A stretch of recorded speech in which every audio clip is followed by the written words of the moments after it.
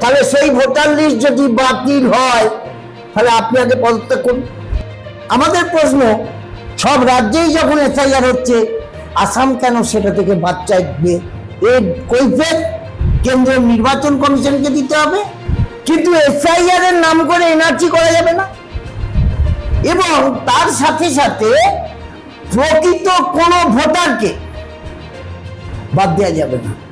বর্তমানে যে পরিস্থিতি নিয়ে উত্তাল রাজ্য রাজনীতি এবং সাধারণ মানুষ বিপাকে পড়ছেন যে বিষয়টি নিয়ে, সেটি হলো এসআইআর। এই এসআইআর কেন এবং কেন বিরোধীরা এর পক্ষে গলা চড়াচ্ছেন এবং কেনই বা শাসক দল বারবার আঙুল তুলছেন এবং প্রশ্ন তুলছেন যে কোনো সাধারণ মানুষ যেন এই এসআইআর এর চক্করে পড়ে বিভ্রান্তি সৃষ্টি না হয়, সেই বিষয়েই জানবো। অনেক দিন ধরে শাসক দলের সঙ্গে যুক্ত তৃণমূল নেতা এবং একাধারে উলুবেড়িয়া পৌরসভার পৌরপ্রধান আমাদের সঙ্গে রয়েছে শ্রী অভয় কুমার দাস মহাশয়া। আপনাকে বিগ নিউজে স্বাগত দাদা। নমস্কার। বিগ নিউজকেও আমরা স্বাগত জানাচ্ছি। আপনারা জানেন, আমাদের সর্বভারতীয় তৃণমূল কংগ্রেসের সভাপতি, সর্বভারতীয় তৃণমূল কংগ্রেসের সাধারণ সম্পাদক অভিষেক বন্দ্যোপাধ্যায়ের নেতৃত্বে আমরা গোটা বাংলা জুড়ে এসআইআর হোক, এসআইআর এর নাম করে এনআরসি যেন কোনোভাবেই না হয়, তার জন্য আমরা অলরেডি 27 তারিখে বিজ্ঞপ্তি জারি হয়েছে।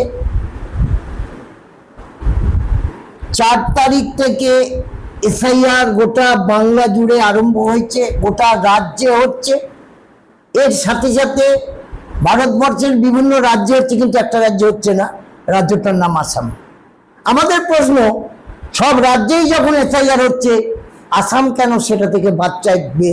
এর কৈফিয়ত কেন্দ্রীয় নির্বাচন কমিশনকে দিতে হবে, এর কৈফিয়ত ভারতবর্ষের প্রধানমন্ত্রী অর্থাৎ আমাদের স্বরাষ্ট্রমন্ত্রী অমিত শাহ থেকে আরম্ভ করে নরেন্দ্র মোদীকেও এর কৈফিয়ত দিতে হবে।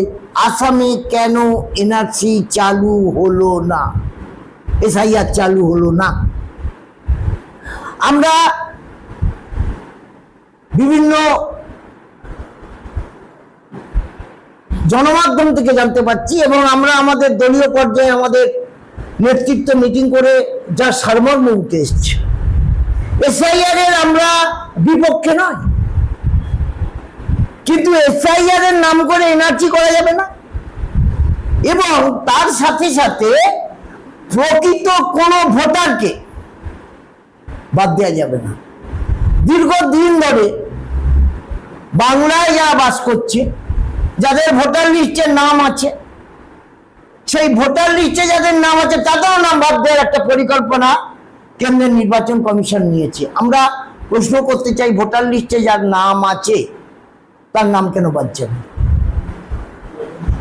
মমতা বন্দ্যোপাধ্যায়ের আন্দোলনের সুফল ভোটার কার্ড। আজকে যে ভোটার কার্ড মোদিবাবুর আছে, যার জন্য হয়েছে, যার আন্দোলনে হয়েছে, তার নাম মমতা বন্দ্যোপাধ্যায়। মোদিবাবু গোটা ভারতবর্ষ জুড়ে একটা বেসরকারি সংস্থার হাতে আধার কার্ডটাকে দিয়ে দিল, কোটি কোটি টাকা খরচা হলো। তাহলে আপনি ওই আধার কার্ড, ভোটার কার্ড ব্যাংকের সঙ্গে লিঙ্ক করলেন, আর এখন বলছেন আধার কার্ড ম্যান্ডেটারি নয়।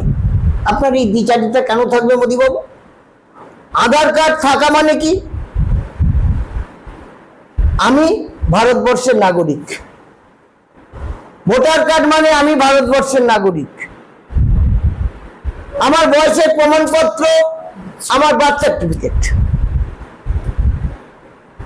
আমার বয়সের প্রমাণপত্র, আমার অ্যাডমিট কার্ড, এগুলো যদি বৈধ হয়, আধার কার্ড কেন বৈধ হবে না? আর এর কৈফিয়ত কিন্তু নরেন্দ্র দামোদর দাস মোদীকে দিতে হবে।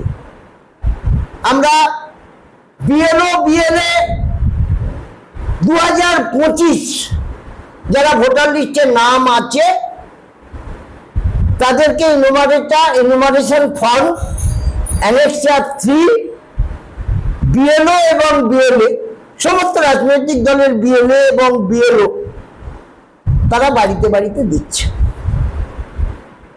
খুব ভালো। আমার মনে করুন, আমার 2002 সালে আমার নাম নেই, বলছে তুমি ভারতবর্ষের নাগরিক নয়, আর বাঙালি হলেই তুমি বাংলাদেশি তকমা কেন্দ্রের সরকার চাপিয়ে দিচ্ছে, মেরে দিচ্ছে, বলছে তুমি বাংলাদেশি।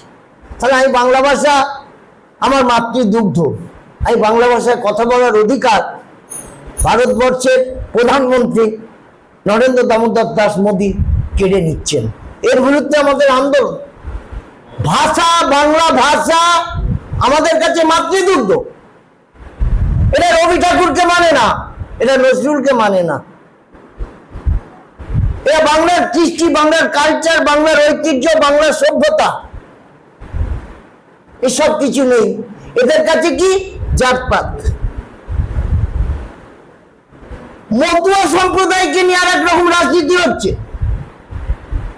মতুয়া সম্প্রদায়ের মানুষ দীর্ঘদিন তারা বাংলায় আছে, তাদের নিয়ে কেন্দ্রীয় মন্ত্রী তাদের নিয়েও রাজনীতি করছেন এবং বলছেন, তাদের বলছে না, তাদের বলছে আমরা তোমাদের এনআরসি করে দেবো, এখন তোমাদের নাম উঠবে না, পরে তোমাদের নাম উঠবে।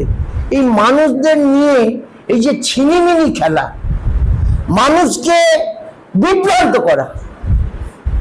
আমরা একটা মানুষকে সঠিক পথে পরিচালনা করব, বাবু তোমার এই কাগজ লাগবে, এই কাগজ দাও, আর তোমার ভোটার লিস্টে নাম থাকলে তোমার নাম ভোটার লিস্টে উঠে যাবে।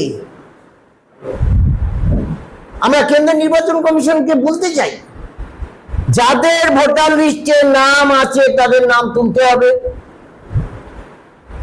যারা 18 বছর বয়স হয়ে গেছে তাদের 6 নম্বর ফর্ম ফিল আপ করে তাদের নাম তুলতে হবে। যারা একই বিধানসভা কেন্দ্রের মধ্যে স্থানান্তরিত হয়েছে বৈবাহিক সূত্রে, তাদের 8 নম্বর ফর্ম ফিল আপ করতে হবে। যাদের ভোটার লিস্টে কারেকশন, তাদের 8 নম্বর ফর্ম তুলে কারেকশনের ব্যবস্থা করতে হবে। নির্বাচন কমিশন সারা বছর ধরে যদি ঠিকঠাক ভোটার লিস্টটা করত কেন্দ্রীয় নির্বাচন কমিশন, তাহলে আজকে এসআইআর নামক বস্তুটার প্রয়োজন হতো না। আর বাংলার বিধানসভা নির্বাচনের প্রাক্কালে, আর 3 মাস পরে বাংলার বিধানসভা নির্বাচন, তার প্রাক্কালেই কেন এসআইআর করার প্রয়োজন? তাহলে মোদীবাবু, আপনি 2024 সালে ভারতবর্ষের শাসন ক্ষমতায় আবার এসছে। আজকে যে ভোটার কার্ড, আজকে যে আধার কার্ড, আজকে যে প্যান কার্ড, আজকে যে রেশন কার্ড, সেটা তো 2024 সালকে কেন্দ্র করেই আপনি সেই ভোটার লিস্টের ভিত্তিতে আপনি ভারতবর্ষের প্রধানমন্ত্রী হয়েছিলেন। তাহলে সেই ভোটার লিস্ট যদি বাতিল হয়, তাহলে আপনি আগে পদত্যাগ করুন। আমাদের সাংসদ বলেছেন তো, মোদীবাবু আপনি যদি মনে করেন 2024-এর ভোটার লিস্ট ভুলে ভরা, তাহলে আপনি পদত্যাগ করুন, আমরা সাংসদরাও পদত্যাগ করব। মোদীবাবু আপনি পদত্যাগ করছেন না কেন? ওই ভোটার লিস্ট তো ভুলে ভরা আপনার ভাষায়, তাহলে আপনারও তো পদত্যাগ করা উচিত। আমরা এসআইআর নিয়ে গোটা বাংলা জুড়ে আমাদের নেতা, আমাদের নেত্রী মানুষকে সংঘবদ্ধ করছে। আমরা ক্যাম্প করছি, আমরা রুম করেছি, ওয়্যার হাউস করেছি। আমরা বুথে বুথে বিএলওর সঙ্গে বিএলএ 2 যাচ্ছে। প্রকৃত ভোটারকে বাদ দেওয়ার যে পরিকল্পনা কেন্দ্রের সরকার এবং কেন্দ্রীয় নির্বাচন কমিশন, মোদীবাবু এবং অমিত শাহ দ্বারা পরিচালিত একটা ঠুটো জগন্নাথ, তারা ভোটার লিস্টটাকে বানচাল করে দেওয়ার একটা পরিকল্পনা, একটা সম্প্রদায়ের মানুষের 20% ভোট কোনোভাবেই যদি বাদ দিয়ে দেওয়া যায়, কে করে বলতে পারেন? একটা রাজনৈতিক দলের নেতা তিনি বলছেন যে এসআইআর করে বাংলা থেকে আমরা 2 কোটি ভোটারকে বাদ দেবো। তাহলে কি ওনারা আগে অঙ্ক করে নিয়েছেন? আবার আরেকটা নেতা বলছে 1,20,00,000 ভোটারকে বাদ দেবো। তাহলে ওনা কি আগে কি অঙ্ক করে নিয়েছেন নাকি? পাটিগণিতটা করে 1 + 1 = 2 হয়, তাহলে ওনারা কি আগে অঙ্কটা কষে তারপরে এই এসআইআর এর নাম করে এনআরসি কে চাপানো, প্রকৃত ভোটারকে বাদ দেওয়ার পরিকল্পনা? তাহলে কি ভারতীয় জনতা পার্টি এবং কেন্দ্রের নির্বাচন কমিশন এবং কেন্দ্রীয় সরকার জোটবদ্ধভাবে একত্রিত হয়ে বাংলাকে বিশ্ব বাংলায় রূপান্তরিত করার জন্য বাংলার মুখ্যমন্ত্রী যখন তার চেষ্টা অব্যাহত আছে, আরো তো বিভিন্ন রাজ্যে ডবল ইঞ্জিনের সরকার আছে, আপনারা এই ডবল ইঞ্জিনের সরকার যেখানে আছে আর যেখানে মামাটি মানুষের সরকার আছে, দুটো সরকারের সঙ্গে আপনারা কম্পাইলিং করুন না, দেখুন না কি আছে, হোয়াট ইজ হোয়াট, আপনারা পেয়ে যাবেন। আমাদের বাংলার মুখ্যমন্ত্রী মমতা বন্দ্যোপাধ্যায় মাঠে আছেন, অভিষেক বন্দ্যোপাধ্যায় মাঠে আছেন, এবং আমরা তার সৈনিক হিসেবে আমরাও মাঠে আছি। প্রকৃত ভোটার একটাও যদি বাদ যায়, আমরা আন্দোলনকে তীব্র থেকে তীব্রতর করব, তার জন্য আমরাও তৈরি আছি। আমরা চাই বাংলার ভোটার লিস্ট স্বচ্ছ হোক, প্রত্যেকেই তার গণতান্ত্রিক অধিকার নিশ্চয়ই প্রয়োগ করবেন, কোন রাজনৈতিক দলকে ভোট দেবেন সেটা তার ব্যক্তিগত ব্যাপার, কিন্তু সেই এসআইআর কে সামনে রেখে আপনারা পরিকল্পনা মাফিক চলবেন। প্রকৃত ভোটারদের যদি বাদ দেওয়ার পরিকল্পনা থাকে, আপনারা দিবা স্বপ্ন দেখছেন। বাংলার জাগ্রত জনগণ তৈরি আছে, আমরাও তৈরি আছি। আমরা মানুষকে নিয়ে, মানুষকে সাথে থেকে, মানুষের পাশে থেকে, আমাদের সরকার মামাটি মানুষের সরকার, মামাটি মানুষের পৌরসভা, মামাটি মানুষের জেলা পরিষদ, মামাটি মানুষের পঞ্চায়েত সমিতি, মামাটি মানুষের পঞ্চায়েত, আমরা তৈরি আছি। আমরা পুনরায় বাংলায় 2026-এ বাংলায় আবার মামাটি মানুষের সরকার প্রতিষ্ঠিত হবে।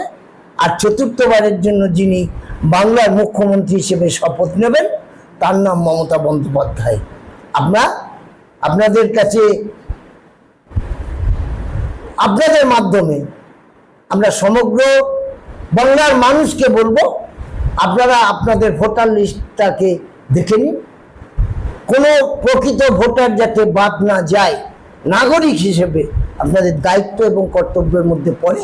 আপনারা আপনাদের দায়িত্ব এবং কর্তব্য পালন করুন, আপনারা আপনাদের গণতান্ত্রিক অধিকার প্রয়োগ করুন। বাংলায় একটা সুষ্ঠু, সুন্দর নাগরিক পরিষেবা দেওয়ার ক্ষেত্রে একটা সরকার যেন পুনরায় প্রতিষ্ঠিত হয়, যার নেতৃত্ব দেবেন বাংলার মুখ্যমন্ত্রী মমতা বন্দ্যোপাধ্যায়।